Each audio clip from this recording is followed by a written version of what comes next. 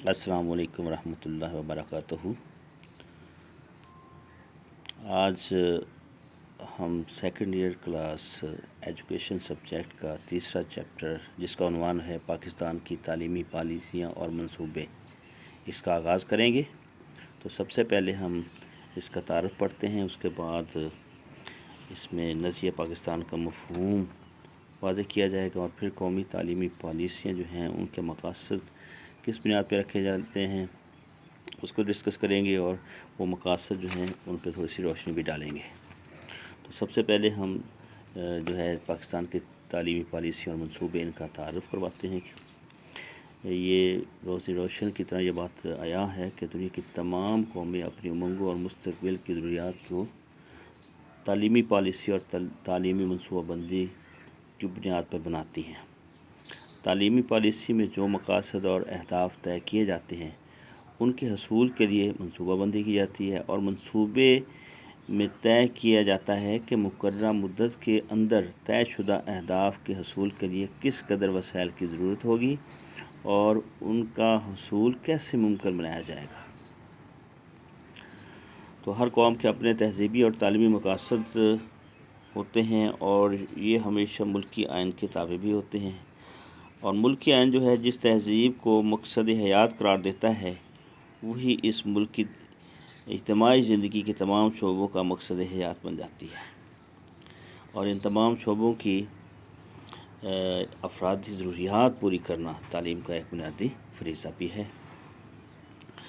تو اسلامی جمہوریہ پاکستان ایک نظریاتی مملکت ہے، جہاں تعلیم جو ہے وہ نظریہ پاکستان کے استحکام کا وسیلہ بننا چاہیے، اور پاکستان میں ضرورت کا احساس ہمیں کہ ہمیں پاکستان کے فوراً بعد ہی بانی پاکستان قائد اعظم نے پہلی تعلیمی کانفرنس 1947 کے جو اپنا انہوں نے پیغام بھیجا تھا اس کے ذریعے پہنچا دیا گیا۔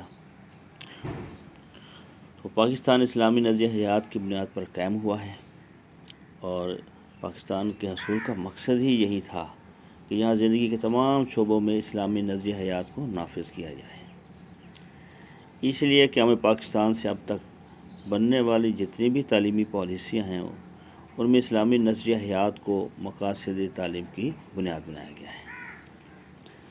اب ہم دیکھتے ہیں کہ نظریہ پاکستان کیا ہے۔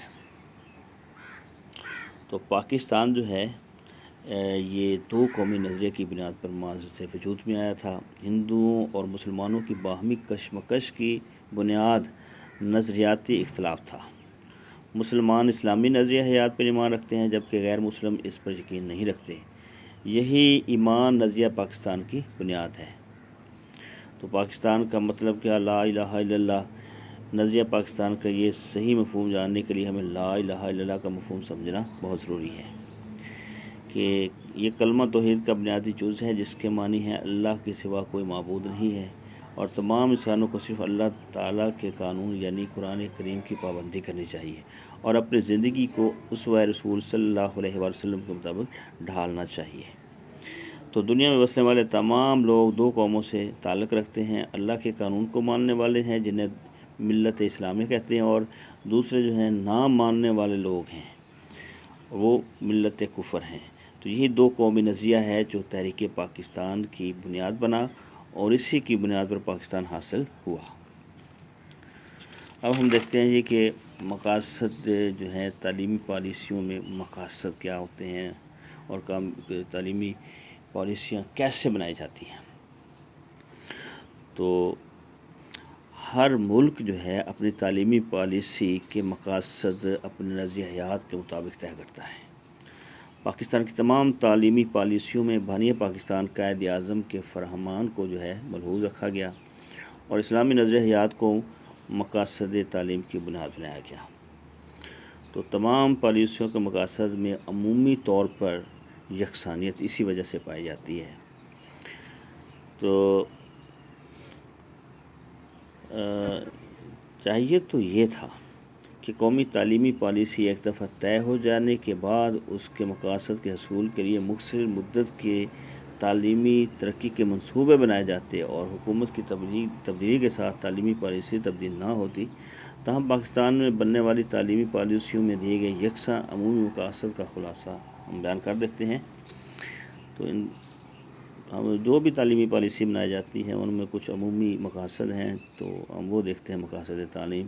تو پہلا ہے کہ طلباء کو اسلامی نظریات کے ذریعے اصولوں کے مطابق ذمہ دار اور تعلیمی یافتہ شہری کی حیثیت سے قومی اور بین الاقوامی کردار ادا کرنے کے ان کو قابل بنانا۔ پھر یہ ہے کہ عمومی ابتدائی تعلیم اور تعلیم بالغاہ کے وسیع پروگرام کے تحت کم سے کم مدت میں ناخواندگی کو ختم کرنا اور خواتین کی تعلیم پر خصوصی توجہ دینا، یہ بھی ہمارے مقاصد تعلیم میں شامل ہے، چاہے کوئی بھی تعلیمی پالیسی ہو۔ اسی طرح قومی اتحاد اور یکجہتی کو فروغ دینا اور فرد اور معاشرے کی نشوونما کرنا، جمہوریت کو فروغ دینا، نصاب اور درسی کتب کو ملک کی ضروریات کے مطابق از نو مرتب کرنا، اور اسی طرح نظریہ پاکستان کا تحفظ کرنا، صنعتی ترقی اور پاکستان کے قدرتی وسائل سے فائدہ اٹھانے اور خود کفالت کے لیے تربیت یافتہ افراد کی قوت تیار کرنا، یہ ہماری تعلیمی پالیسیاں جو ہیں ان کے عمومی مقاصد میں شامل ہیں۔ اور آخر میں ہم دیکھتے ہیں کہ طلباء اور اساتذہ کی بہتری کے لیے تربیتی اور فلاحی پروگرام تشکیل دینا، یہ بھی تقریباً ہماری جو ہر تعلیمی پالیسی ہوتی ہے اس میں یہ مقاصد شامل ہوتے ہیں۔